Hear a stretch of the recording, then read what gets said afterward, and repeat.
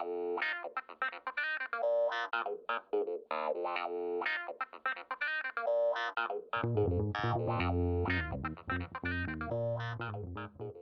and welcome to Lever Time. I am producer Frank Capello, filling in for David Sirota. On today's show, we'll be talking about the self-help industry. It's an industry built around convincing people that the reason they're unhappy is due to their personal outlook and priorities, rather than the large-scale systemic issues affecting quality of life. Today, we'll be sharing David Sirota's interview with journalist Adam Johnson about the so-called happiness guru Arthur Brooks, who spent the early part of his career advocating for economic policies that have immiserated working Americans. He also got paid a lot of money to do so. For our paid subscribers, we're always dropping bonus episodes into our Lever Premium podcast feed. This past Monday, we shared David's interview with Allison Fisher from the watchdog group Media Matters about Rupert Murdoch's lasting impact on the issue of climate change, specifically how his media properties spent years spreading misinformation and climate denialism narratives. If you want access to our premium content, head over to levernews.com and click the subscribe button in the top right to become a supporting subscriber. This gives you access to the Lever Premium podcasts feed, exclusive live events, even more in-depth reporting, and you'll be directly supporting the investigative journalism we do here at The Lever. All right, we're going to dive right into our main story today about the self-help industry. If you're like most Americans, you've probably lived through some difficult moments in your life. Whether your problems are rooted in economic insecurity, feelings of loneliness, or a myriad of other issues, there's an entire industry just waiting to profit off of your discontent. As of 2021, self-help has ballooned into a $10.4 billion industry. And if you've ever read a self-help book, you may have noticed the trend of focusing on the problems of the individual, largely ignoring the broader societal issues that are often the root cause of so much unhappiness. In turn, the proposed solutions are usually centered on changing individual habits or priorities rather than collectively solving large-scale problems. Enter the so-called self-help guru Arthur Brooks. If you don't know Brooks, he's an Oprah-endorsed best-selling author whose new book is titled Build the Life You Want: The Art and Science of Getting Happier. But what a lot of people don't know is that Brooks is the former head of the American Enterprise Institute, one of the country's most prominent conservative think tanks, where Brooks spent a decade advocating for economic policies that have immiserated millions of Americans, all while being paid a handsome salary of nearly $3 million a year. In today's interview, David and Adam unpack the ideological messaging of the self-help industry, the history of the American Enterprise Institute and its toxic influence on American politics, and they discuss Brooks's career transition from sower of despair to peddler of happiness. Hey, Adam, how you doing? I'm doing well. How are you? I'm good. Thanks for writing that piece with me about the self-help industry and America's new most prominent happiness guru, an Oprah-endorsed happiness guru, Arthur Brooks. I came to this story because I'll admit something here. Somebody had recommended Arthur Brooks's books to me, and I had actually read an article that he had written called Your Professional Decline Begins Earlier Than You Think. And I actually found that to be an interesting revelation. And then when I read his book kind of about this, I found that the recommendations that are put forward by him specifically, but often by the self-help industry generally, they're, by definition, they're very self-centric. They're very about the self, and they presume a lot of things. And I realized that there's a kind of political deception here, which you and I discussed in the writing of this piece a lot, which is to say it writes out the rest of the world. I think one question I have is, do you think this is kind of a deliberate bait and switch, a deliberate sleight of hand, that the entire concept of the self-help industry is designed to make people believe that the problems that they face are only individually overcome as opposed to societally overcome? Yeah, well, we did an episode on this for my podcast, Citations Needed, back in 2019. It was about the sort of hyper-atomization and capitalist ideology of most self-help, vast majority of self-help. And there's been a criticism of self-help for quite some time, which is to say they sort of take your normal micro advice that's kind of reasonable. You know, this is on the right wing end of the spectrum. You have your Jordan Petersons who are very good at doing this too, where you sort of take very kind of, brush your teeth, make up your bed, treat people with respect, like very kind of banal, universal advice. And then what happens is very quickly that kind of micro advice becomes macrotized into a political formulation, where yes, generally the answers are not sought in political coalition building. They're not sought in mutual solidarity. They're not sought in starting. They're not found in starting a union at your workplace. They're not found in going to a Black Lives Matter protest or trying to get a left-wing candidate elected for office or whatever have you. They're found simply in the self, because the self is not seen as a political space, and political is a sort of a dirty word in most quarters. And of course, this lends itself to a capitalist ideology of self-improvement. This goes back, sort of self-help goes back. Well, you can sort of start it in many places, but probably the most famous is the kind of Christianized psychological incorporation within corporate America, how it was sort of about, if you're feeling bad at the workplace, it's not because you're being underpaid or mistreated or sexually harassed or racially discriminated against or underpaid or what have you. But it's actually because you have some kind of brain problem and you need to work on that brain problem. So the self-help industry naturally lends itself to a conservative formulation. And one of the things we talked about when we discussed it on our show with our guest was, what would it look like to have a more solidarity-based, more left-wing, more progressive vision of self-help, with an understanding that it is the reason why the Jordan Petersons of the world are popular is because they do, and the Arthur Brooks of the world are popular, who I think is within that vein, but is maybe a little less overtly right-wing, but certainly I think is very subtly right-wing. What would that these people are filling a real need people have. There's a real need people have for some kind of guidance within the secular realm as people move further away from organized religion. Obviously, there's much discussion about the erosion of the third place and how things like societies and rec centers and again union halls are less popular. So people are seeking some kind of way to have meaning in life, and this is where people like Arthur Brooks find a market, and they sneak in.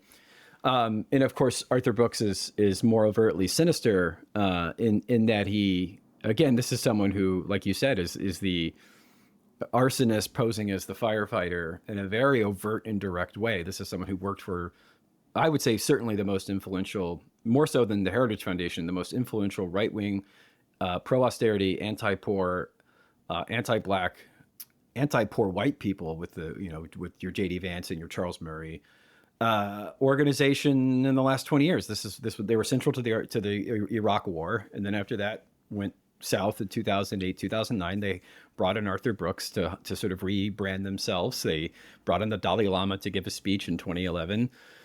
They were going to be more positive vision. Yeah, we're talking about the American Enterprise Institute. Sorry, forgive me. I'm sorry, the American Enterprise Institute. This is an organization that was founded in the 1930s to oppose the New Deal. It was founded explicitly to oppose the New Deal. It was shut down, as we talked about in an article, in 1949 by President Truman for being a front for the railroad lobby. It shared a physical address with the railroad lobby. It was a powerful pro-industry group that it was involved in many kind of proto-fascist currents, anti-communism, anti-Roosevelt. This is an organization whose DNA is to basically, they don't disclose their funders. So to the extent to which we even know their funders, it's largely through journalistic digging or finding out on the funder end, kind of accidentally. We don't really know who their funders are, which is very frowned upon in the nonprofit industry. This is a black box of corporate influence peddling, anti-welfare, climate change denial. As related to happiness, huge on so-called entitlement cuts. I mean, they really, under Brooks, made their name. Raising retirement age, right. And so this guy, then he reframes himself as, I'm going to help you be happy. One of the first things that I think we talked about when we talked about doing this was, it's weird that this hasn't really been written before, at least not that I've seen. And if it has, forgive me, but I didn't see it. This is such an obvious and blatant hypocrisy, such an obvious and blatant grift. And then when you go back and you read his 2012 op-ed in the Wall Street Journal arguing against high taxes, he's arguing for lower taxes on corporations and the rich and cutting social programs, using the language of happiness. He says unearned success leads to unhappiness. Which again, if I'm a mother of four and I need to choose between feeding my toddler or buying diapers, these concepts are absolutely meaningless. They don't mean anything. And you see that much in the happiness literature. It's a lot of course, solipsism, a lot of woo-woo, a lot of ill-defined concepts, a lot of banalities presented as originalisms or what's called kind of deepities. It has a lot of that. It's not very morally interesting. It's not intellectually rigorous. It's a lot of dusting off pop psychology and pop sociology from the 20s from the 2010s and 2000s and 1990s. And that's kind of what makes up a lot of these kinds of middle-brow self-help publications, and they're extremely popular. He speaks to a market, as we discussed. He clearly speaks directly to a market that is upwardly mobile. Typically, you're kind of corporate lawyer for an oil industry who feels bad about their job. Kind of the key demographic. Obviously, that's not everybody, but that's kind of the way he orients it. Nobody's really worried about destitution. No one's really worried about homelessness. No one's really worried about any kind of meaningful economic hardship. It's just like, I'm in a malaise. I don't really like my job. And he sort of goes from there. There isn't really any kind of deep or systemic or existential criticism of anything. And he's got a column in the Atlantic, and it probably traffics very well. Again, it speaks to the professional management class. It speaks to kind of disillusioned middle-aged types. And I'm, as someone who's knocking on the door of that myself, I certainly appreciate that there's a market for that. Yeah, it's all sort of not really saying much, and to the extent to which you're saying anything, it is, I think, very subtly right-wing, very subtle. Yeah, and I also think, like, baked into the assumptions of somebody like Arthur Brooks, right? There's the, as we're discussing, there's the self-help industry generally. It's kind of baked in conservatism, which is about the self. And then there's this particular guy who, as we argue, that he sowed a lot of the despair that people are in a mass kind of way unhappy with, right? I mean, we live in a country, thanks to groups like the think tank that Arthur Brooks ran, we live in a country that doesn't have portable basic benefits, doesn't have universal national health care, government-sponsored health care, government-guaranteed health care. Does not have a free college education, does not really in any real way guarantee a basic standard of living in retirement, although we do have Social Security, which is supposed to be a subsistence, a very bottom, and he's attacked that. So we essentially live in the world that Arthur Brooks helped create, and now he's here to portray himself as the solution to the mass sadness that those conditions bring on. And not surprisingly, he doesn't really address the idea of changing those conditions, because changing those conditions would force a reevaluation of the policies that he helped create. He helped AEI's donors create. So there is that fundamental hypocrisy in there, but I actually think it goes further, and you can tell me if you think I'm wrong. I actually think that within Arthur Brooks's happiness literature specifically, and again, this is the Oprah endorsed. This is not just some random guy. This is an Oprah endorsed. This is the big happiness guru in America, at the top of the self-help bestseller list right now with Oprah. There is a political ideology, as you allude to, that actually leaks out.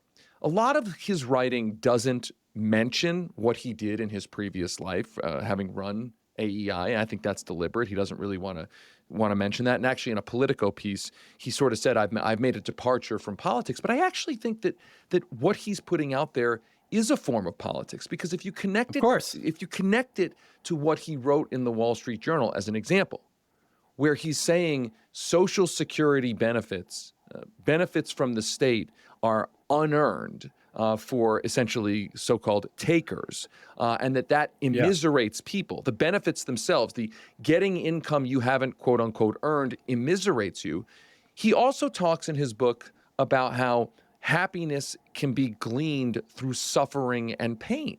And so I think actually the political ideology underneath his happiness writing, and what's so insidious about it is that while he doesn't come out and say it explicitly, I think there is this idea that people's difficult circumstances wrought by the austerity policies, the kind of austerity policies that he and other conservatives championed, that the pain caused by that will ultimately create personal growth and thus a longer standing form of happiness. I mean, it seems really masochistic to me, but I do think that is their ideology, don't you? Well, yeah, because it's inherently individualistic. I mean, it's the opposite of the, again, I had my criticisms of the 2020 Sanders campaign in certain ways, but the slogan, will you fight for someone you don't even know? It's kind of the opposite of that, right? It's like, there's no sense of obligation to your fellow brother and sister. There's no sense of solidarity. There's no sense of any broader political project. It's everybody's out on an island by themselves. And I mean, it just the sheer lack of any sense of community or collectivization of any kind in this book is just, it's even for self-help, it's quite extraordinary. I mean, it is the quest that everyone takes is their own personal journey. Again, the book kicks off by talking about his mother-in-law growing up in Spain in the 1940s, 50s, and 60s. And there's no discussion about like living under a fascist regime, what that was like. There's no discussion about the patriarchy. Divorce wasn't even legal in Spain until 1981. It wasn't really even legal to the 2000s in terms of no fault. It's just, she in the middle age, she went back to school and became a teacher. And it's like, well, okay, but like there's a context there. And aren't you at all at least bit curious about that? There's not even like a liberal box checking. It's just in his world, everybody is their own kind of Randian hero. And you need to go home and be your own Randian hero, which again is a key feature of virtually all self-help, because what they'll tell you is that that's the thing you can control. And what he repeatedly says is you cannot control the quote unquote outside world. The outside world is this thing that exists and there's not much we can do about it. And I can't think of anything less empowering. I mean, it is a book that again, it fits precisely within a capitalist worldview, where anytime more than 4 or 5 people get together and decide to collectively act in response to the forces that are shaping their life that are not good, whether it be their boss, the corporation, someone polluting the river next to them, someone underfunding their schools, whatever it is, that is a form of like authoritarian collectivism, and that's bad. And you don't want to be involved in that. That's socialism. That's disgusting. And so again, but like you said at the very first line of the piece that you wrote, it's like you look around though and you see immiseration, you see suffering, you see polls showing people expressing hardship, you see massive inequality, you see poverty levels that are homelessness is skyrocketing. Poverty levels are the highest they've of any quote unquote Western or peer country. And you have to sort of square the circle. If our capitalist system works so well, then why do we have this despair? And the only answer for someone who needs to square that circle, and like you said, someone who's been the architecture of that system of inequality, the answer is that people have mind problems and they need to work on their mind problems. And like you said, self-help, while it isn't overtly political in the sense that it's on the nose, it is very much implicitly so, because it makes grand claims about the world. It says, if you follow this rule, that rule, you'll be happy. Or rather, just to put it clear, he says you'll be happier. He kind of rejects the platonic happiness. It's a very clever kind of liberal formulation, but he says you can be happier if you follow these kind of scientific methods. That's a political claim. That's a claim. I mean, what is politics supposed to offer you other than increased happiness, right? This is sort of, from a utilitarian perspective, that's kind of that's the moral claim of politics, that we will maximize happiness. And I should add, there's no wrestling with the fact, obviously unmentioned in his literature, is the fact that the countries that report the widest spread happiness consistently are social democracies. I mean, I don't think that's kind of random or an accident. Right. And perhaps happiness is even a little squishy, which to his credit, he kind of concedes. He says, well, a lot of it depends on how certain languages define happiness, and he goes through the various nuances. For sure, but I do think it's kind of, but you're right. It's kind of undebatable that if you don't have to worry about so many things, like, hey, if I get sick, my entire family might go bankrupt, or hey, if I want my kid to go to college, they may be saddled with massive amounts of debt. Right. Hey, if I want to retire and not be worked to death, I'll be able to do that. I feel like that's, if you have protections in for that, you're creating better conditions overall for people to feel less unhappy, right? Yeah, because I think happiness as a goal, which is kind of what snuck into some of my writing, is I think a very idealist or liberal position, which is to say, Yes, obviously the goal would be to have more happiness than less happiness. I do think, again, you get into a metaphysical debate about what that means. But as a materialist, I'm sort of less interested in whether or not people are happy, which is very hard to define. It can be fudged in certain ways. I'm much more interested in survival. I'm more interested in healthcare and literacy, in basic standards of living. I'm more interested in whether or not you can afford baby formula or afford childcare, right? Again, and then with that baseline, yes, obviously, I think on average, more people will be happy. Now, of course, those things don't guarantee less. And we talked about this in the episode I recorded, 4 years ago. That is true. Studies show that when you have those baselines, people have generally answered questions that reflect a sense of happiness or contentment or whatever word that is. But it's not as if there isn't suicide in Norway, right? It's not as if there isn't depression in Denmark, but there's less of it, and there's less hardship, and there's less stress, and there's less early death. The Washington Post just said that multi-day report on the state of poverty in the United States, and now our life expectancy is comparable to what it was now in the late 90s. It's at a 24-year low. Right, and these are literally called deaths of despair. So I think this, like the sleight of hand, or not sleight of hand, but the kind of trick here is that a person like Arthur Brooks, the entire happiness industry, if you will, knows that deaths of despair and the sort of mass despair is a problem caused by AEI, which was funded by Purdue Pharma, by the way. But interesting, I forgot about that. But they know there's a market, like despair. For every crisis, there's an opportunity, right? As the old saying goes. And the opportunity here is to sell books, is to sell, master classes, to sell those kinds of things about happiness, but without actually talking about some of the structural conditions for unhappiness. And I want to play a clip from Arthur Brooks that is really on the nose about this point, about not focusing on what he calls circumstances. Let's play that clip. Get more enjoyment and satisfaction and purpose in your life, you really need only to do 4 things.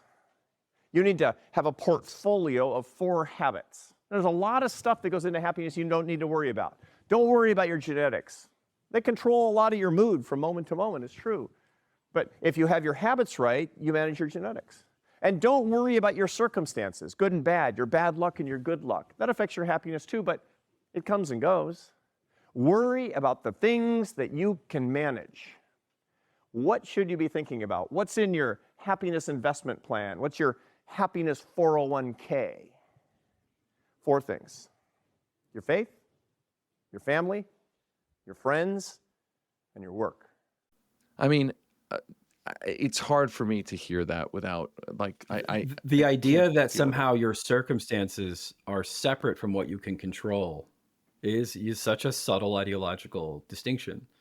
The whole basis of politics is that our circumstances are things we should have control over, right? That is manifest. That's what democracy is supposed to be. Otherwise, he's sort of admitting we don't really live in a democracy. If I have no control over my circumstances, which again is inherently political, then what's the point? Then why bother? I mean, again, it sort of reminds me of like, I'm a, it's 1910 and I'm a sweatshop foreman at the Triangle Shirt waste factory, and I abuse these immigrant laborers, but I'm feeling really bad about it. So I go to a therapist and I say, hey, I'm feeling really guilty. And he says, well, you know what? I'm going to give you some therapy tricks for this, as opposed to like, hey, why don't you not be abusing these underpaid immigrant workers, right? It's about massaging guilt. It's about massaging anxieties without any political context for why people may be in a malaise, or why they may feel bad, or why they're under stress. And again, this is why he writes the same book every 2 years. This is why all self-help books are basically the same. It's sort of like how all diet books are kind of like 90% the same. They all have little twists. It's like low calories, but with like a lime, or like low carbs, but with fish. It's like, because basically the science of losing weight is like pretty consistent, for better or for worse. Not necessarily saying that's a good thing, but like the science of like managing your day-to-day life from a micro level is like, keep your nose clean, pay your taxes, be nice to your wife. I think of that movie, that Christian movie Fireproof, that came out in 2009 with what was it? Kurt, who's the Christian guy? Kirk Cameron. Anyway, Kirk Cameron. Thank you. Wow. And it's like it's a self-help movie. They actually have a self-help seminar and DVD and book that goes along with this film. And it's like, fireproof your marriage, and there's like things you can do. And again, the first 5 are like sensible. It's like, don't be a degenerate, don't gamble away your money, don't drink all the time. And it's like, yeah, that's sensible. And then it's like the husband's the master of the wife, and you're like, ooh, that sounds bad. It's like, all this Christian bullshit added onto it. And it's like, there's these basic things that are good, and people should know them. And maybe there needs to be, again, I think there needs to be a secular kind of left-wing version of that to some extent, because I do think people need to manage the chaos of life. But then they add on all this other ideological bullshit, which is what Arthur Brooks does, where you're like, well, wait a second here, hold on. What do you mean I need to separate my circumstances from how I achieve happiness? And again, people find meaning. You talk to anyone who has their first moments on a union organization effort, right? Whether it's someone who works at a coke mine in Alabama or works at a car plant in Detroit, and the first thing they'll always say was, "This is the most I've ever felt connected in my life." We know that union rates correlate heavily with reduced racial animosity and reduced bigotry in general. Again, not perfect, but it sort of builds social bonds. It leads to things like bowling leads, lifelong friendships. Again, there are other contexts where that's true as well. But there's this idea of like, oh, I belong. For the first time, I'm part of something that's meaningful. You can find happiness in politics. You can find happiness on political campaigns, as many people do, because you feel like it's not just about your own solipsistic needs. It's about something bigger than you. And that doesn't need to be done in a kind of right-wing context, and even in a religioso context.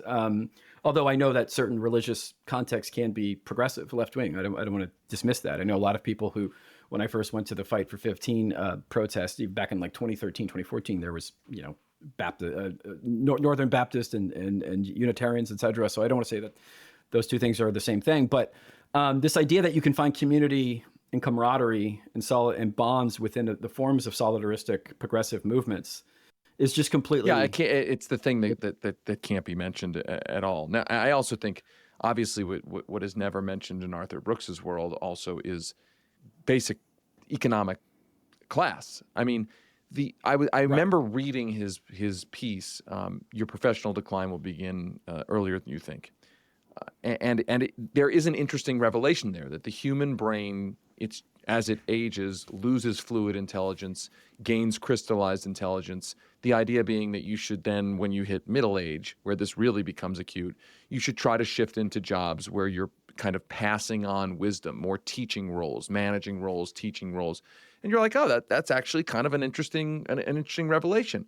And you would think, okay, well, the takeaway should be, how do we de-risk people moving into those second careers, second job roles, right? Like, and the way you de-risk that is, well, maybe make teaching roles better paid, maybe make benefits portable so you can make those jumps, maybe make retirement more secure so you're not always worried that if I take a pay cut here, I'm going to screw my retirement over there. That's nowhere in Arthur Brooks's world. It's like that single payer healthcare system would give people so much professional freedom. Correct, right. And then there's also this stuff about, you want to find hobbies, spend more time with family, spend more time with friends. I mean, if time is money, then we live in a country, and that's the part that actually drives me crazy. We live in a country where people. So I assume Arthur Brooks supports the UAW demand for a 32-hour work week. Right. I mean, right. Right. Somehow Arthur Brooks has been silent on that. Noticeably silent. But I think that the time element is the part that really drives me crazy, because he portrays workaholism as the opponent of better deployment of time, not presuming that many, if not most people who are working 50, 60, 70-hour work weeks are doing that to pay the bills, right? I'm up to my eyeballs in a mortgage is why I'm a workaholic. You dumbass. Exactly. That's just like nowhere to be found. But I want to ask you this question that does come up in both Brooks's work and in self-help in general. I mean, some of what he's talking about is the kind of stuff that you get in therapy, in psychotherapy, right? I mean, like in this sense, if you go to therapy, I've gone to therapy, a lot of what you get back are strategies to cope with the world that you're living in now, or you're working through those things.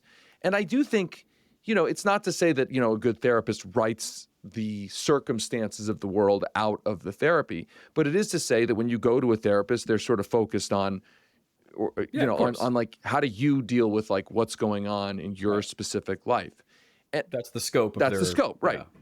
I don't think there's anything wrong with that in a therapy context. So the devil's advocate argument would be, well, then what's wrong with it in a sort of self-help genre?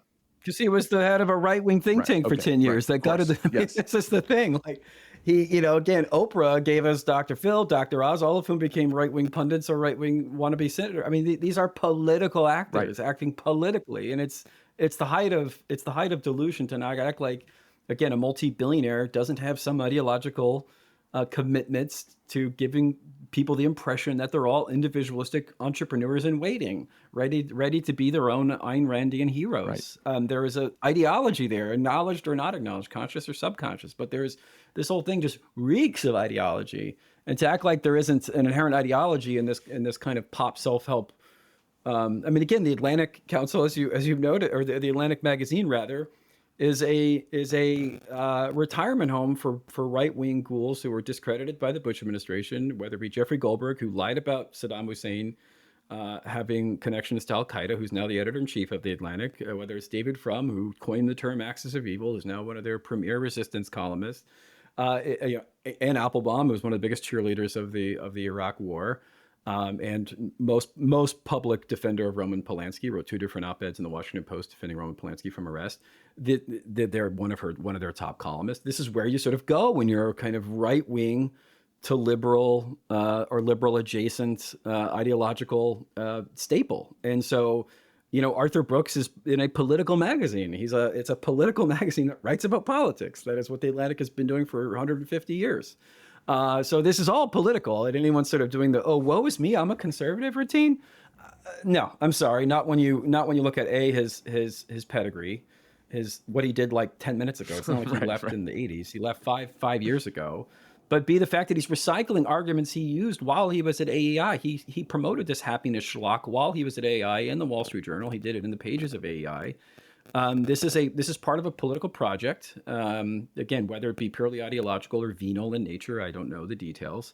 But again, he gets whatever, a couple, $100,000 per speech to go to Goldman Sachs and tell him this schlock. I mean, it's middle-brow capitalist ideology. Why do you think it seems to sell so well among liberals?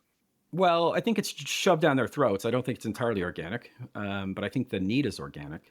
I think it's the same reason that Jordan Peterson sells. It fills a market, and self-help that is going to be more left-wing or progressive in nature is necessarily going to have to involve political formulations and political theory. And a lot of people don't want that. That's sort of too complicated. It sounds too onerous, too beyond the scope of their well-being. Especially again, I think what's the old cliche, we can envision the end of the world before we can envision the end of capitalism. These things sort of seem too big, whereas like helping yourself is something you can control. It's more bite-offable.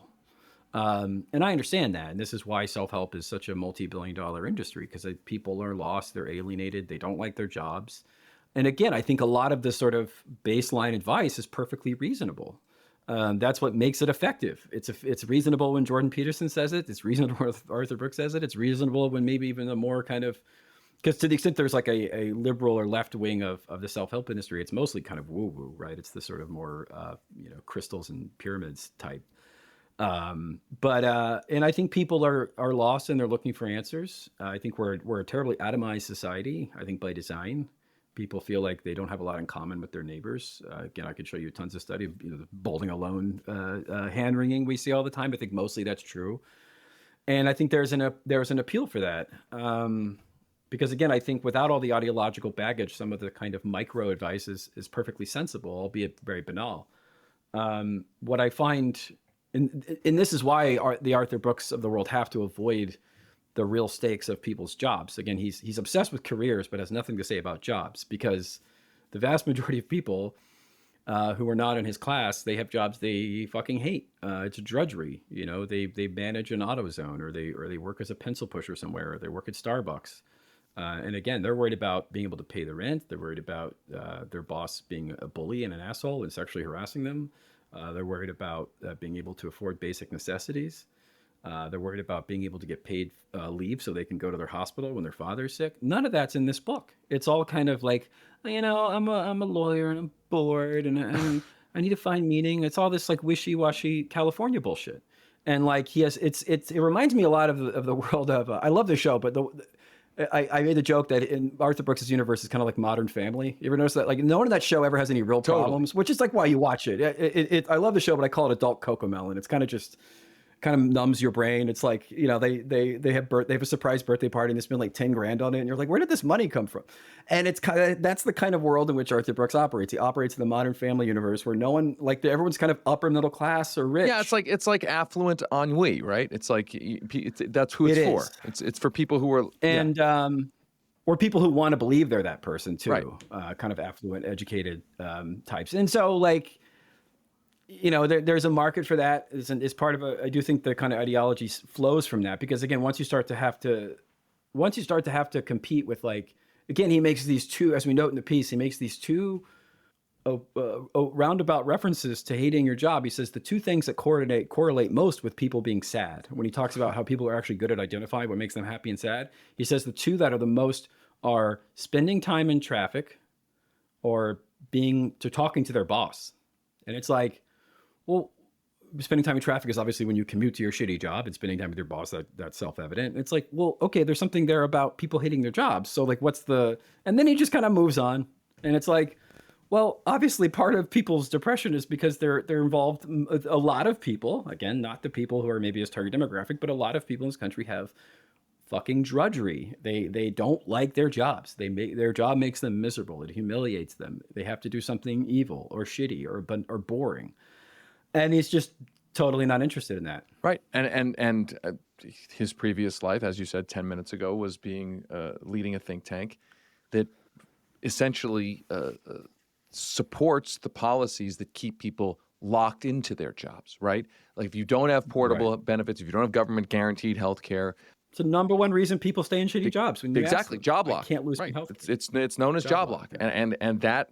So if you're going to stipulate that there has to be job lock, that people are stuck, that we've made it actually more difficult than it needs to be to leave your job for another job, then if you're going to stipulate that that's the status quo that can never change, then you're left with, well, how can I try to be a little bit more content in this? And I think that, to me, is the most disempowering part of this genre generally, and Arthur Brooks specifically, which is that stipulating that the conditions can and should never change leaves you with a very limited, narrow, in a lot of ways, non-existent lane to find the kind of so-called happiness that he talks about. And I'm so glad that we wrote this piece together. I thought it was really important. I want to thank you for writing it with me. Thank you for contributing to The Lever. And I just want to remind people that Adam is a journalist. He contributes to The Lever. He's written for places like The Nation, The Los Angeles Times. He is co-host of a great podcast called Citations Needed. And you should go subscribe right now to his Substack, which you can find at columnblog.com. That's columnblog.com. Adam, thanks so much, man. Thank you. That was a lot of fun. I'm really glad we wrote it. Thank you. That's it for today's show. As a reminder, our paid subscribers who get Lever Time Premium get to hear this past Monday's bonus episode, David Sirota's interview with Allison Fisher from the watchdog group Media Matters about Rupert Murdoch's lasting impact on the issue of climate change. To listen to Lever Time Premium, head over to levernews.com to become a supporting subscriber. When you do, you also get access to all of the Lever's premium content, including our weekly newsletters and live events, and that is all for just $8 a month or $70 for the year. Also, make sure to like, subscribe, and write a review for Lever Time on your favorite podcast app. Make sure to check out our other podcasts, The Audit and Movies vs. Capitalism, and check out all of the incredible reporting our team has been doing over at levernews.com. Until next time, I am Lever Time producer Frank Capello. Rock the boat. The Lever Time Podcast is a production of The Lever and The Lever Podcast Network. It's hosted by David Sirota. Our producer is me, Frank Capello, with help from Lever producer Jared Jakangmayer.